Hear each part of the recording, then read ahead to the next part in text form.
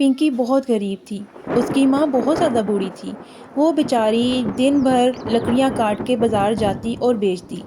But आजकल तो लकड़ियाँ भी ज़्यादा नहीं बिक रही थीं और ना ही कट रही थी। बारिश के मौसम की वजह से लकड़ियाँ काफ़ी गीली हो गई थीं। उस बेचारी के सर पे बहुत ज़्यादा उधार चढ़ गया था और लोग आके उसको तंग करते।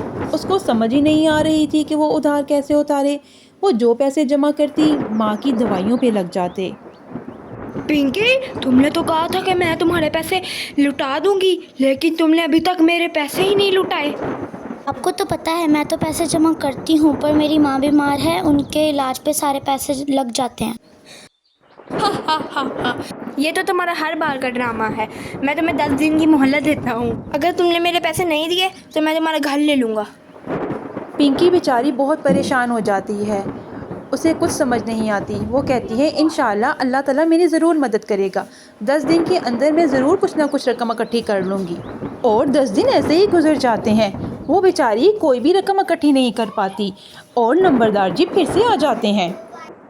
हाँ भाई लड़की, आज 10 दिन हो चुके हैं। मेरे पैसे कहाँ हैं? मुझे दो। मैं माफ़ी चाहती हूँ, मेरी माँ के इलाज पे वो सारे पैसे लग गए।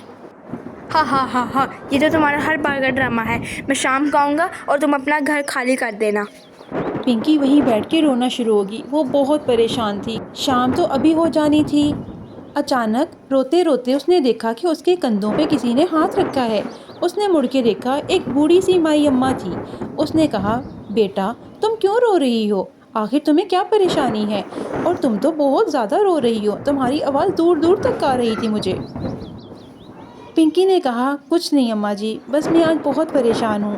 मैं बहुत ज़्यादा परेशान हूँ। अम्मा ने कहा, बताओ तो सही।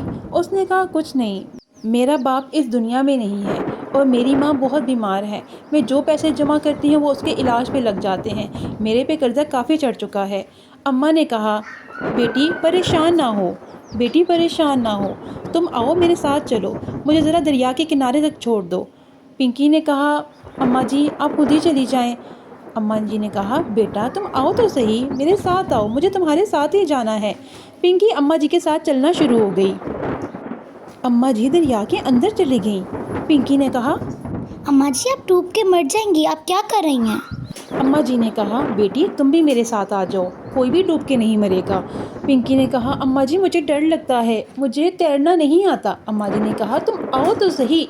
वो अम्मा जी के साथ साथ दरिया के अंदर चली गई। दरिया के अंदर जाना ही था कि वो दरिया के अंदर डूब गई और जब वो बाहर निकली तो वो एक अलग ही दुनिया में थी। ये दुनिया बहुत ही खूबसूरत थी।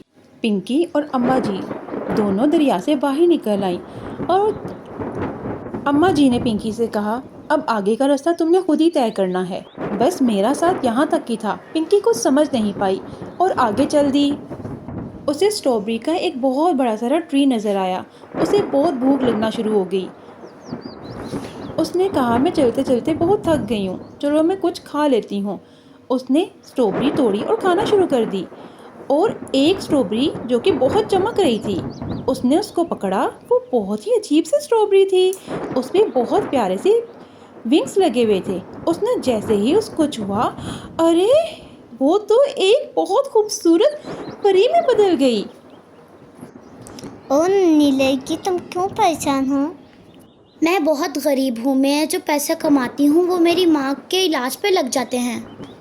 पिंकी तुम बहुत अच्छी लड़की हो, तुम दूसरों की मदद भी करती हो। मैं भी तुम्हारी मदद करूँगी, पर तुमने इसके बारे में किसी को तुमने कुछ नहीं बताना। रेड परी ने पिंक परी को सोने के सिक्कों से भरा हुआ एक थैला दिया। पिंक परी वो थैला लेके शहर चली गई। उसने वो सोने के सिक्के बेच दिए और इस तरह अपना कर्जा उतार दिया। दिन ब दिन अब पिंकी के हालात अच्छे होने लगे थे। सब गांव वालों को तजस्सुस हो रहा था। एक दिन उसकी माँ ने भी पूछ ही लिया, पिंकी बेटी आखिर तुम ये इतने पैसे कहाँ से लाती हो? पिंकी ने कहा, अम्मा जी अल्लाह का करम है, बस आप दुआ दीजिए।